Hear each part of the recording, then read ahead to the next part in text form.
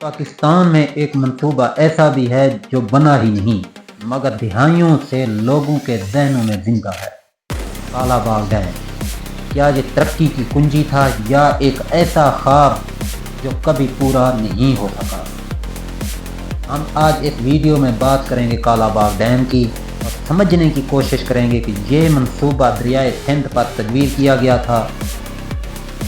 मकसद था बिजली पैदा करना, पानी ज़ख़ीरा करना और सैलाब रोकना। माहिरीन कहते हैं कि इससे हज़ारों मेगावाट बिजली पैदा हो सकती थी, लेकिन जैसे जैसे मंसूबा आगे बढ़ा वैसे वैसे सवाल भी बढ़ते गए। सन 1980 की दिहाई में इस मंसूबे पर संजीदगी से काम शुरू हुआ। कुछ सूबों ने हिमायत की और कुछ ने खदशात जाहिर किए। किसी ने कहा पानी कम हो जाएगा, किसी ने कहा ज़मीनें मुतासिर होंगी। दिलचस्प बात यह है कि मंसूबा आज तक मुकम्मल तौर पर मनसूख भी नहीं हुआ और न ही तमीर शुरू हुई।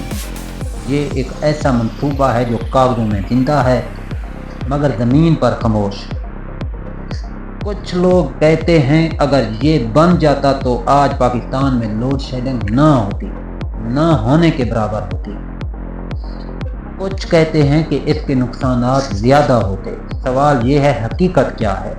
माहिरीन के मुताबिक इसकी मुमकिन बिजली पैदावार हज़ारों मेगावाट हो सकती है।